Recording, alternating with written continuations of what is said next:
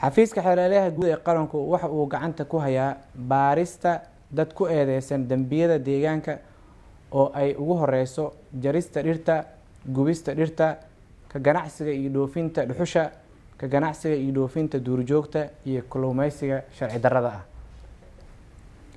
xafiiska xeeladaha guud ee qaranku waxa uu xog hordhac ah ku hayaa in eedeysanayaasha qaybtood ay joogaan wadanka gudihiisa, qaybta kalena ay joogaan wadamada dariska ah iyo wadamada carabta oo ah meesha loo dhoofiyo dhuxusha ayna sii marto, kuwaas oo ah shabakad isku xiran ganacsiyo kale ku dhex qarinaya dembigan si loogu arko inay ka beec mushtarayaan ganacsi xalaal ah, iyaga oo mararka qaarna dhaqaya lacagaha laga sameeyo falalkaas si loo tirtiro raadadka lacagahaas. xafiisku waxa uu sidoo kaleeto la socdaa in faa'iidooyinka laga sameeyo falalkaas sharci darrada ah in ay qaybtood gacanta u galaan argagixisaduna ay qayb ka tahay suuqa ganacsiga dhoofinta dhuxusha.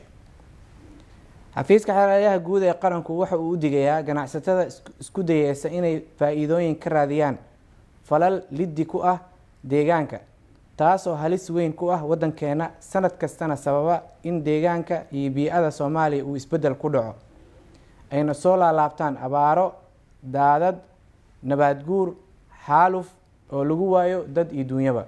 xafiisku waxa uu baaris qoto dheer ku hayaa kiisaskan, waxa uuna ku daba jiraa dad ku eedeysan dembiyadan. maxkamad ayuuna horkeeni doonaa marka ay baaristu soo gabagabowdo si dadkaas loogu qaado sharciga. xafiiska xeeladaha guud ee qaranku marna ma aqbali doono in ganacsi laga raadiyo falal kasta oo liddi ku ah shuruucda iyo xeerarka deegaanka.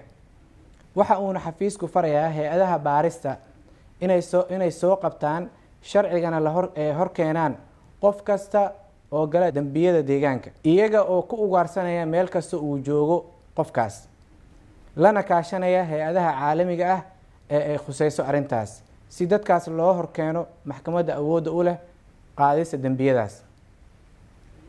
dhanka kale, xafiiska xeeladaha guud ee qaranku waxa uu sidoo kaleeto gacanta ku hayaa baarista dad ku eedeysan faldambiyeedka daabulka iyo ka ganacsiga dadka.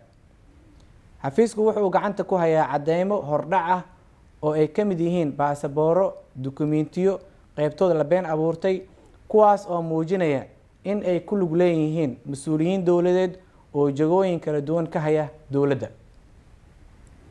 xafiiska xeeladaha guud ee qaranku wuxuu sidoo kaleeto u digayaa qof kasta oo isku daya inuu faa'iido ka raadiyo daabulka dadka. waxa uuna farayaa hay-adda socdaalka Soomaaliya inay ka hortagaan daabulka iyo ka ganacsiga dadka, ayna qaadaan tallaabooyinka ku habboon si loo xaqiijiyo in dadka aan lagu daabulin sifo sharci darro ah. ugu dambeyn, xafiiska xeeladaha guud ee qaranku waxa uu shacabka Soomaaliyeed ka codsanayaa in ay la shaqeeyaan hay-adaha baarista iyo xafiiska xeeladaha guud ee qaranka, gacanna ka siiyaan soo qabashada dadka ku lug leh dambiyada deegaanka, daabulka iyo ka ganacsiga dadka si waafaqsan xeerka habka ciqaabta Soomaaliyeed iyo xeerarka kale ee dalka. waad mahadsantihiin, wabilaahi towfiiq.